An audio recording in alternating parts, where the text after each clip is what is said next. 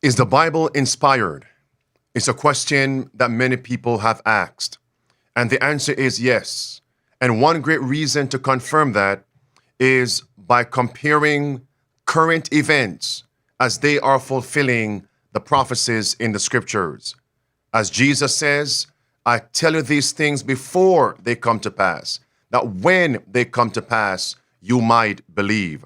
And today, as we cover these current events, one more time, we'll realize the Bible is inspired, the second coming of Christ is even at the doors, and the mark of the beast is nearer than many of us believe. As a result, it's time to implement the 5 keys of survival. And today, as Christ said in Matthew 24, when he was answering the question, what will be the sign of thy coming and of the end of the world? The first thing Christ said in verse 4, let no man deceive you. So as we go throughout these current events, we need to understand that we have to go beneath the surface to realize the true objective, the end goal of all these policies. Because on the surface, their talking points sound good, sound reasonable, as if their goals are for humanity. But deep down, you'll realize it is a tyrannical movement, a draconian system. Then Christ went on to say in Matthew 24, and this gospel of the kingdom shall be preached in all the world for a witness unto all nations, and then shall the end come. That's verse 14 of Matthew 24. And that gospel is found in Revelation 14, verse 6 through verse 12, the 3 angels' messages. And in verse 15 of Matthew 24, Christ says, study the book of Daniel. And as we go throughout these current events, you'll realize the prophecies in the book of Daniel are now being fulfilled. Now, you may be asking, what current events am I referring to?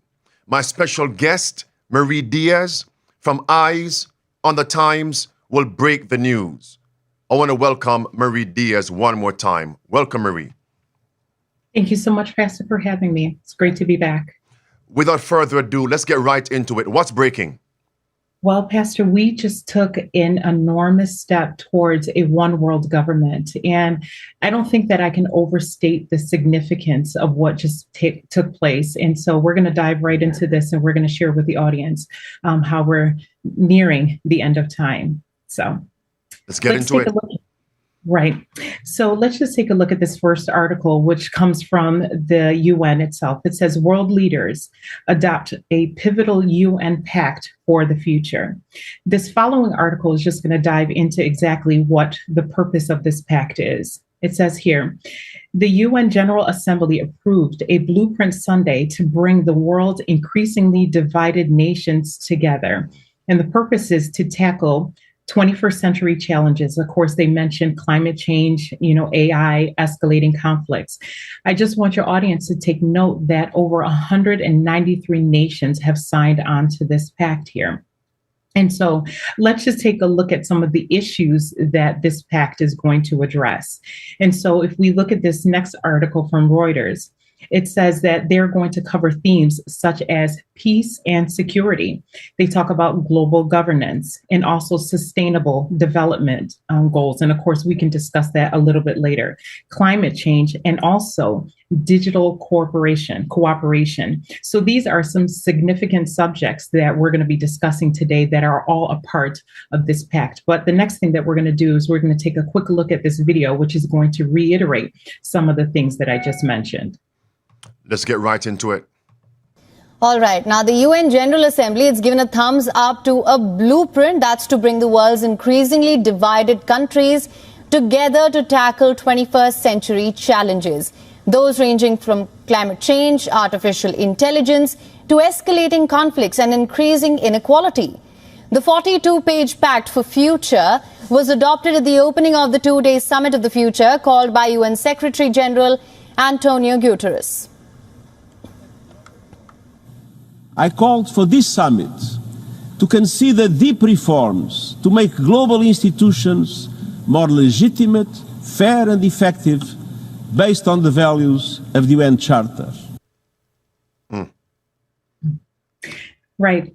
And so now we're going to look at the significance of this pact and essentially what they're looking to achieve through this agenda here. So we're going to take a look at another article that's coming directly from the UN's website. It's entitled, it says, United Nations adopts groundbreaking pact for the future to transform global governance. And so what's included in this? It includes a global digital compact. And again, we'll unload all of this. And also it's the transformation of global governance. Now, you may be wondering exactly what does that mean? What does that look like? Well, they tell you essentially what global governance is all about.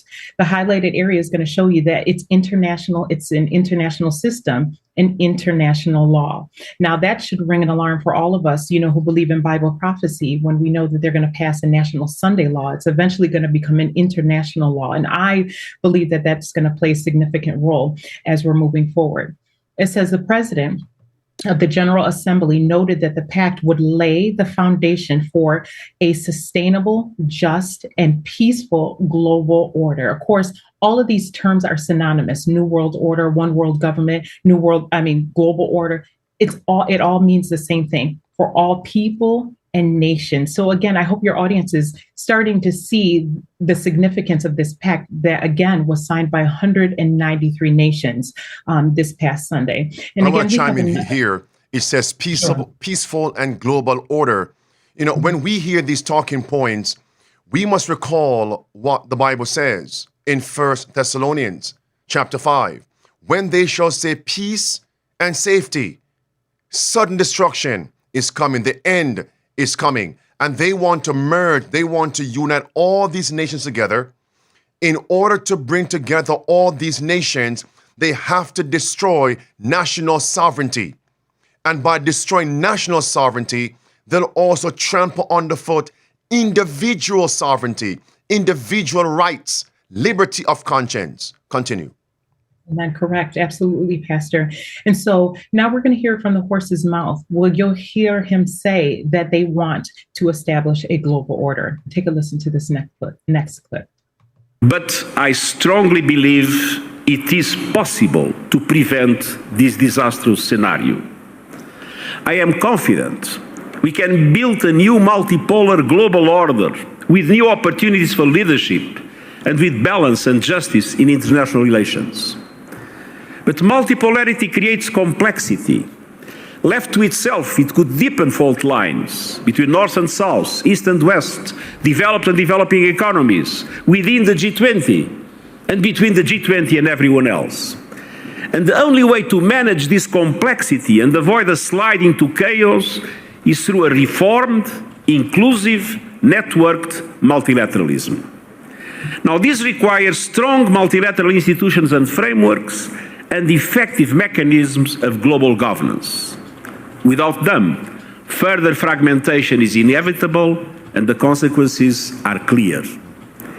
We see an epidemic of impunity around the world. We see some countries doing whatever it takes to further their own interests at all costs, from Russia's invasion of Ukraine to Sudan, more recently Gaza. Parties to conflict are ignoring international law, trampling on the Geneva Conventions, and even violating the United Nations Charter. It's clear to me. Go ahead. It is, Pastor. And of course, if you're really paying attention to what he is saying, he's implying that they want all of the nations to think alike. He alluded to what is happening between Russia and Ukraine, and they're kind of saying essentially that Russia is rogue in what they're doing. And of course they are, but he just used that straw man to be able to show that we all need to come together and to be able to think and act alike. Now, we've partially discussed the global order, but we also want to dissect some of the other elements that are included in this pact. And so we're going to continue looking at this article from the UN. And it says the entire pact is designed to turbocharge implementation of the Sustainable Development Goals. And we could do a presentation just on that in and of itself. So, Agenda 21, Agenda 2030, all of those things are wrapped up in the Sustainable Development Goals, but that's not really the apex of what we're discussing today. Yeah, but we can't just run over that. Turbocharge the implementation of the SD goals. I mean, we're talking about the fulfillment of Volume 9, which says that final movements will be rapid ones. And we're told that the Satan's agencies of evil will be combining their forces and consolidating, that they are strengthening for the last great crisis. Great changes are soon to take place in our world, and the final movements will be rapid ones. Turbocharge, it's all in the context. They are consolidating, they're uniting. What a fulfillment of Volume 9 and page 11. Continue. Lord have mercy upon us, right? And now, so it also mentions the Global Digital Compact, which was annexed to this pact here, right?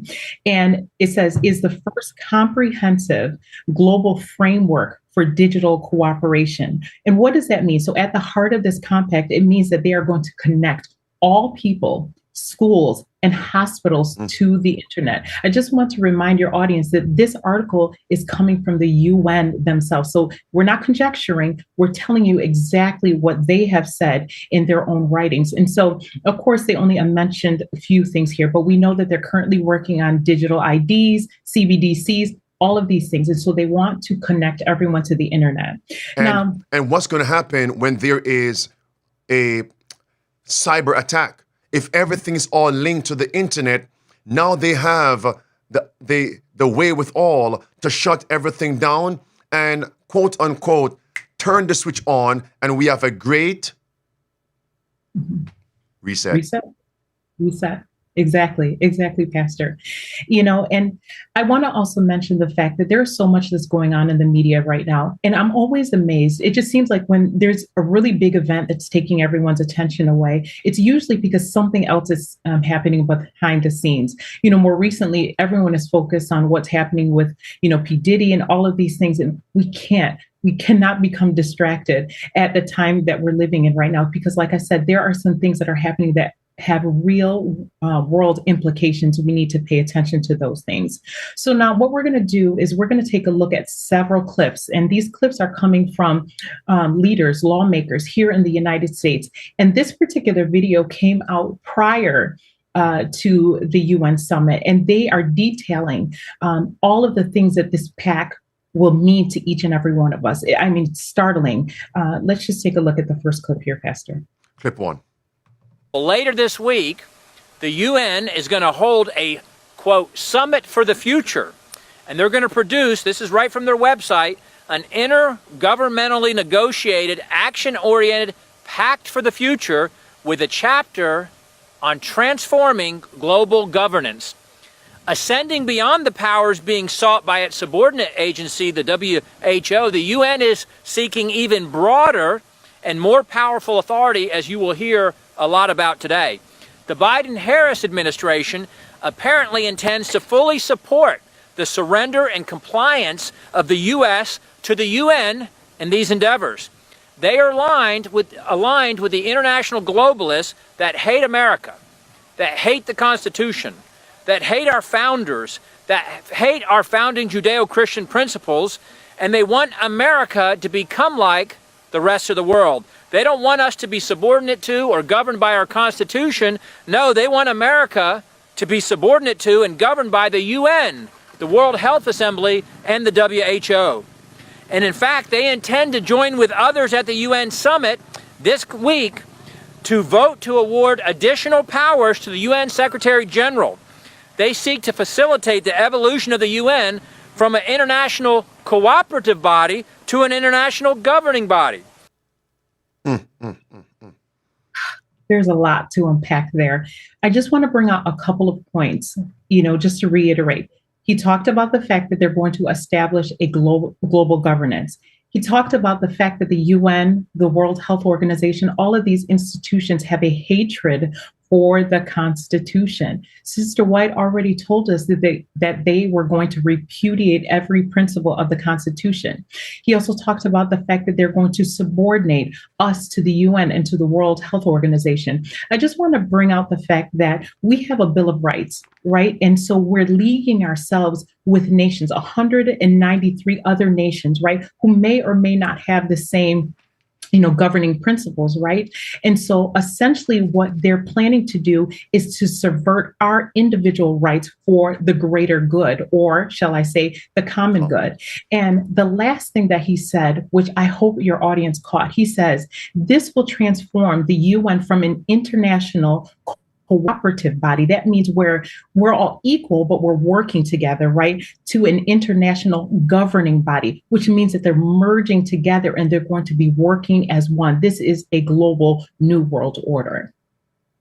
And later on, we're going to see which power is really behind the scenes, which power, based on history and prophecy, despises the freedoms enshrined in the U.S. Constitution. You watch. Ready for clip 2?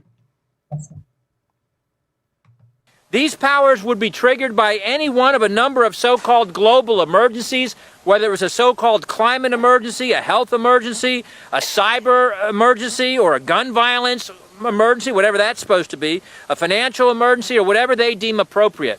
And the Biden-Harris administration is in full agreement with the UN and the WHO on efforts to place us under their authority and to require such things as their international health regulations, including the surveillance of U.S. citizens, the censoring of dissenting views, and much more. The American people didn't vote for this. Whoa. Right. Do you see how all-encompassing this is? And so whatever crisis the world is facing, it automatically triggers the World Health Organization, the United Nations, that they'll be able to come together and they determine how we will address these situations. The other thing I wanted to mention is, did you hear how he discussed mass surveillance and censorship? This is why you're hearing so much rhetoric about censorship, is because they're about to unleash whatever they're going to unleash. I have no idea what it's going to be, but I know that we're not going to be able to speak against it. And like I said, we're all going to have to obey the World Health Organization and the United Nations. And just bear in mind that the actual current General Secretary of the UN, Antonio Guterres, he's actually Jesuit trained and Jesuit educated. We have covered that before. Clip 3. Mass surveillance is coming. Interesting. Startling. Let me read out what the Secretary General, Antonio Guterres, his policy brief 2, issued on March of 2023. I propose that the General Assembly provide the Secretary General and the United Nations system with a standing authority to convene and operationalize automatically an emergency platform in the event of a future complex global shock of sufficient scale. Guess who determines that? The World Health Organization. It reveals, in their definition, a possible global shock, including large-scale climate or environmental events, determined by who? The Secretary General. Future pandemics. We all endured what the problem we had with the latest virus. High-impact events, involving a biological agent, determined by who? The World Health Organization. Disruption of global flows of goods, determined by who? Not America, but the WHO under the Secretary General.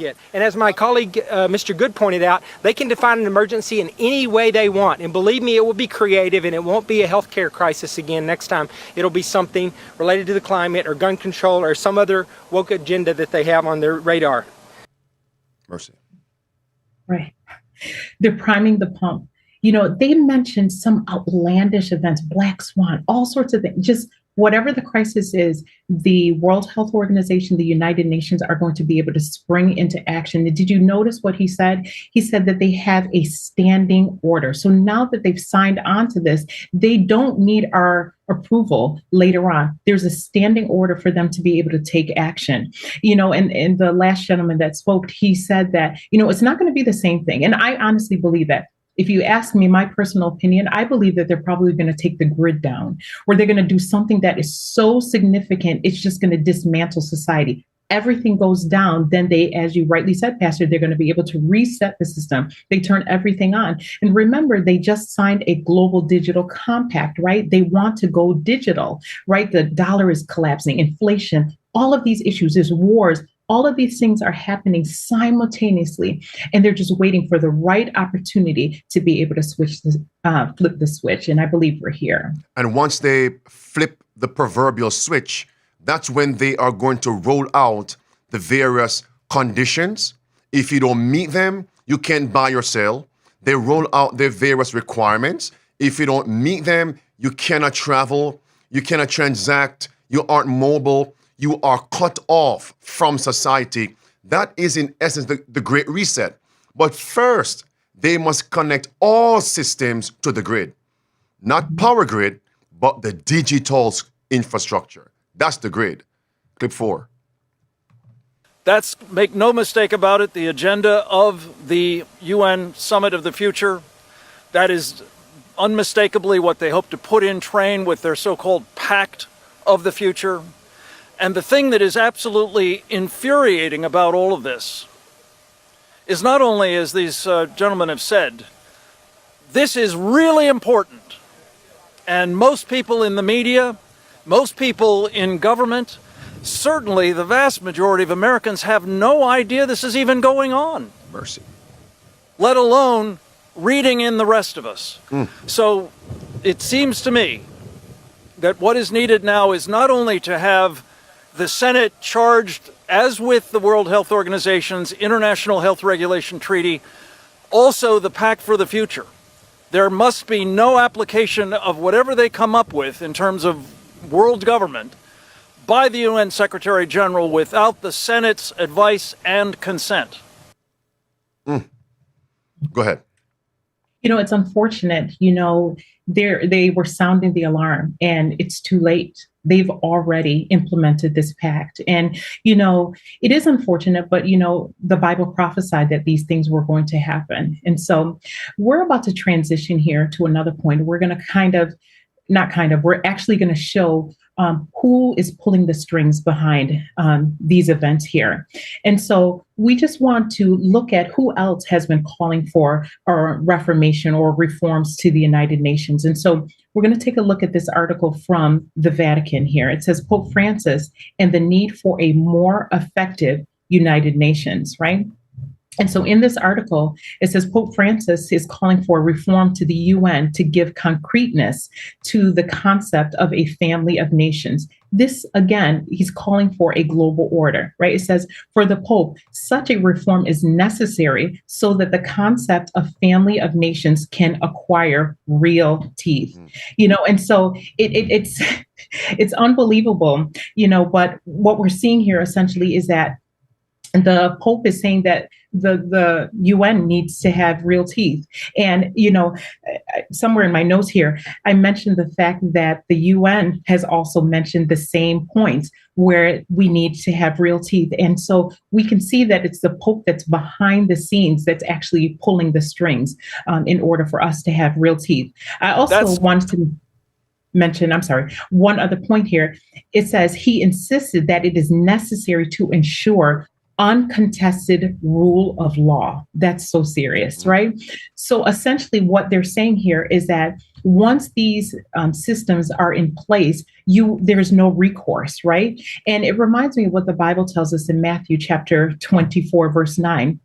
Right, where it says that, we're going to be hated of all nations, right? And so we're just seeing how this system is being put into place and how the scriptures literally are going to be fulfilled here. And so one of the other points that I wanted to draw from this as well is just the fact that the Pope himself has talked about the fact that we need to reject the idea of excessive demand for sovereignty, right? And so again, he's alluding to this idea of a one world system. And let's just take a look at this article here from CBN. It says Pope Francis is pushing for steps towards global authority that supersedes the rights of individual countries. Now, he's talking about countries, but I believe he's going to take it a step even further where it's going to supersede the rights of individuals. Correct. It goes on to say, all with the goal of pursuing the common good. And of course, Pastor,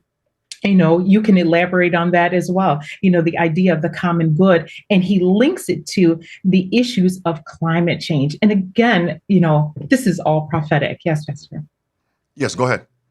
No. I was just saying you could, mention that as well. And we know, biblically speaking, that, again, back to Matthew chapter 24, that climate change is one of those things that's going to take place, right? That's going to propel us into the end times. And so he's saying that the idea of having this, rejecting this idea of sovereignty and just everyone uniting is so that they can address climate change. And isn't that one of the global shocks that has been discussed? And so I hope your audience is able to see just how these things are coming together and how they're going to affect us in these end times here.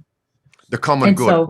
And if we go back to where the UN is actually not stating but echoing the words of the Pope, it actually says here, headline, UN Secretary General calls for global governance with teeth. Mm-hmm. Now, we know as Bible prophetic students that the UN is the modern day application of the Roman Empire. And in the 7th chapter of Daniel, we see that this fourth kingdom had great iron teeth, and out of it rose popery. So we're seeing a repetition now. The UN is the front organization to implement the policies of the papacy. Iron teeth, as a matter of fact, he mentioned iron teeth to bite. In the red section there at the bottom, it says, and some of the instruments that do have teeth show little or no appetite to bite. So now we need teeth that is going to bite. Bite who? Marie. Right. That's the people who oppose their agenda. And so this is so serious. And as you rightly stated, Pastor, the UN and the Pope are essentially echoing each other. And it's startling. And of course, there are implications for that as well. When you read in Revelations chapter 18, right, where it talks about these all shall have one mind, right? And they're going to yield their power and their strength to the beast. Who's the beast? The beast is the Roman Catholic Church. And so, I don't think I can, again, overstate, the implications of what just took place and what is taking place. I don't want to get ahead of myself, but, we also know that, well, I'll just go right into this other article here, where the Pope is going to allude to the fact that we need this super national authority to enforce the UN goals, and so if you go back to the point that you just mentioned, Gutierrez talked about the fact that the UN essentially is incapable of enforcing their agenda, right? And so this is why they need teeth. They need to be able to come together and they need to be able to force their agenda. And back to what I was going to say here, there's this article from LifeSite where it says that Pope calls for a supranational authority to enforce UN goals. And let me just read what it says here. It says Pope Francis is calling for a supranational legally constituted body to enforce United Nations Sustainable Development Goals and implement climate policies. Do we see again here what they're talking about, right? It's about forwarding this idea, these climate change policies. And, of course, the question that I ask, right, is who is going to be this supranational authority that they're alluding to? And of course, the Bible already tells us we don't have to wonder who that authority is going to be. Revelation 17, verse 12 and 13 tells us, as I just mentioned, that these nations, right, they're going to have one mind and they're going to yield their strength and power to the Roman pontiff, right? And so I also want to bring out another point here that some of your audience may not be aware of or some may have forgotten, is the fact that the Pope just recently made her accession to the UN, right? And the term accession literally means to ascend to your throne. And for those of you that are unaware of it, the Pope has been a permanent observer of the UN for like 50 years. And suddenly, like within the last like 2 years or so, they recently changed their rhetoric and decided that they want to be an active member of the UN. Remember that the Vatican is both a church and it's a state, right? And so they're able to kind of maneuver their position based on the context, right? And so, like I said, it's interesting when you parallel this with Bible prophecy, you will understand why her move was strategic and why she's doing it now. She's literally fulfilling Bible prophecy. And so when I take a look at these things, I see that the Pope is positioning herself. You know, we recently talked about, Pastor, the fact that, and forgive me if I misquote it, but Sister White says, marvelous in her shrewdness, right? And cunning is a Romish church. She can read what is to be. She buys her time, right? So for 50 years, she has been just waiting for the opportune time to kind of pounce, right? And she's making these moves, and God help us if we are not seeing what the Pope is doing behind the scenes, right? And what's interesting is that she was supposed to address the UN. I guess something took place and she didn't. But regardless to whether she addresses them or not, we see that, you know, Gutierrez, who, like you rightly said, is a Jesuit, he's fulfilling her orders. And so I just wanted to bring that point out, you know, and like I said, it's just, I sometimes I can't wrap my mind around the fact that we are literally watching prophecy fulfilling itself here. I don't know, Pastor, if you have any other remarks on that. Let me just drive home that point, the last point you made, where you're talking about the accession of the Vatican to the UN. And we're looking at that word accession, which actually means it's used in the context, accession, in the context like the Queen accession to the throne, the Queen's accession to the throne. And that must raise our alarm. This is chapter 18 of Revelation and verse number 7, where she will say, I sit a queen, I sit a queen, and I am no widow. Now, a widow is a wife that lost a husband. When the Pope says, Popery says, I am now a queen, I'm no widow, that means she regains her husband, but based on prophecy and Popery, she regains her kings, she regains her husbands, the state leaders of all nations. Why? She lost them in 1798 when Pope received that deadly wound. So now we are seeing where the Bible says that deadly wound will be healed. If it's going to be healed, then she must regain what she lost. She lost power over the nations in 1798. And what is she now doing? Regaining the power over the nations. It's clear now for those who want to see it. I sit a queen, accession. I'm no more a widow. She is regaining control over the nations.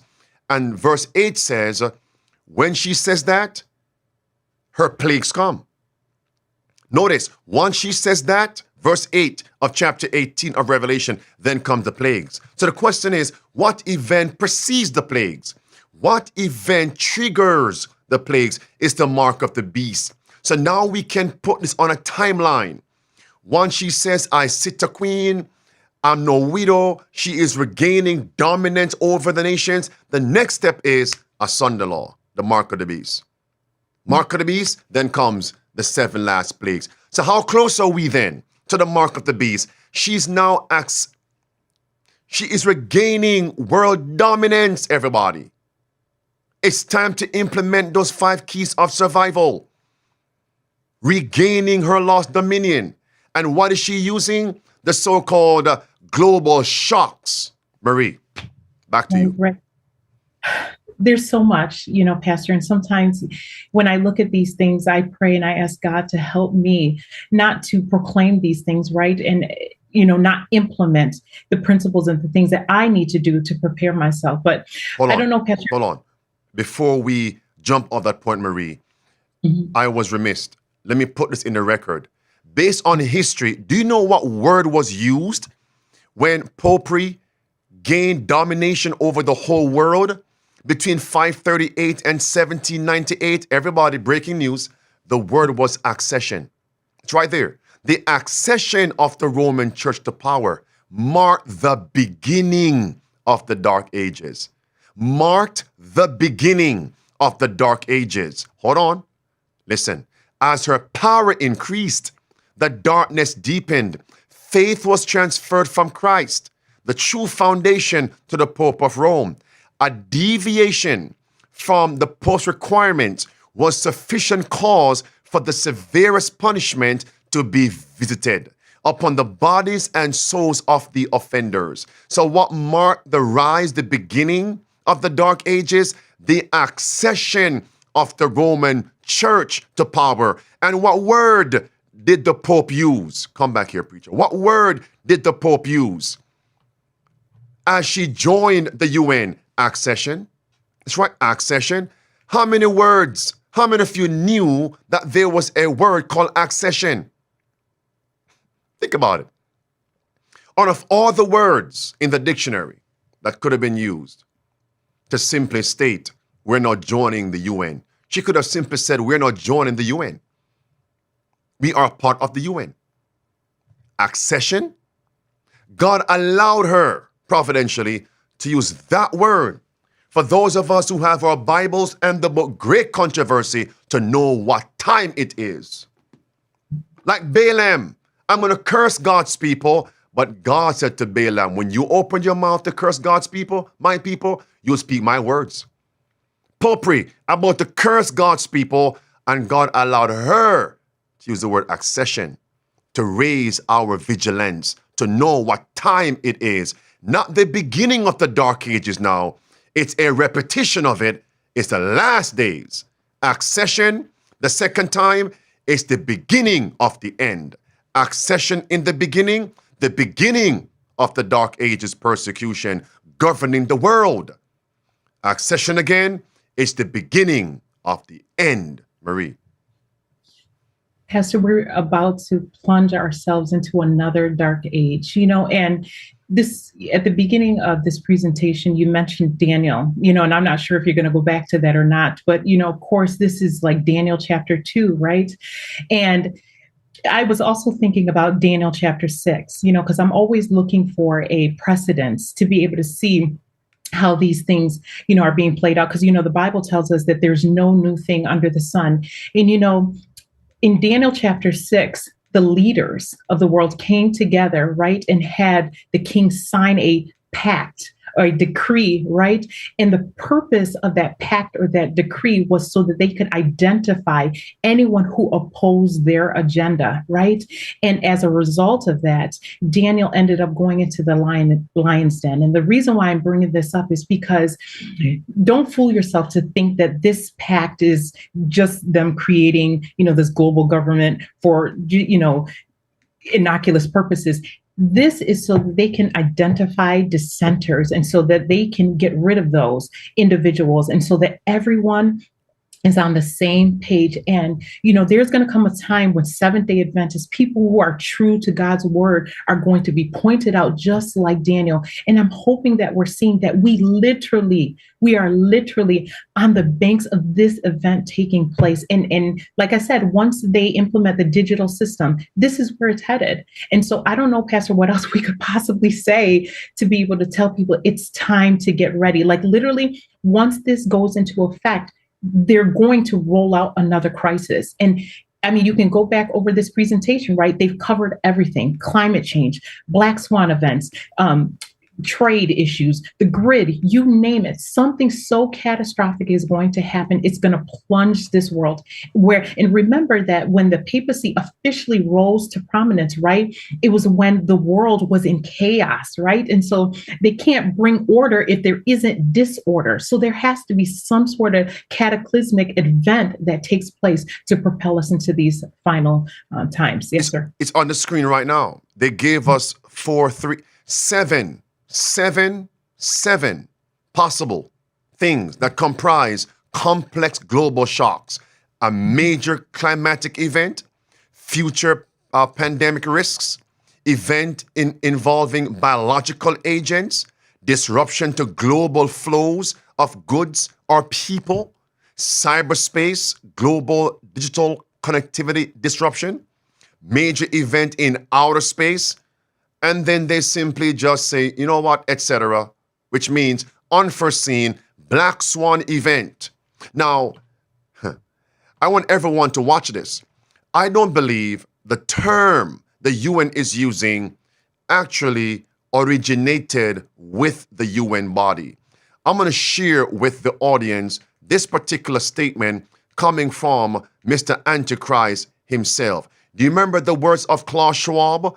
Klaus Schwab actually echoed the words of the Pope as the UN is doing. Hear what Klaus Schwab said, WEF. Your Royal Highnesses, Excellencies, distinguished heads of state and government, the future is built by us. That's it. By a powerful community as the future is built by us. The future is built by us. And what did the UN call their meeting right now in September going on? It's called the what? Summit for the Future. It's clear. Summit for the Future, Pact for the Future. Pact means to unite, and it's the Pope's rhetoric. It's right there on the screen. He says, as Pope Francis asked us, prepare the future, not prepare for the future. No. Prepare the future. Summit for the future actually means, my friends, persecution in the future for all Protestants and for all opposers. This is what it means. And here we have it now. Daniel 2. Jesus says we must study the book of Daniel. And what do we find in the book of Daniel? We find something called the iron mixing with miry clay. And that word mixing actually means to sign treaties, to sign pledges. That's exactly what the Pope and the UN are doing to get every nation on board. They are signing treaties. They're signing pledges.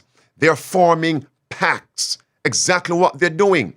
And what was the purpose in the second chapter of Daniel? Let's all mingle and unite so we can combat this stone destroying the image, the stone destroying the nations. And that is the same rhetoric the Pope, UN leaders are actually saying. To combat these calamities, let's all unite. Let's remove your sovereignty and individuality. Let us all unite. And in verse 40 through verse 44 of the second chapter of Daniel, the Bible tells us who is behind the scenes, who is the instigator, who is the lead, who is the head. The Bible says it's the iron. The iron will be the strength of it, the iron.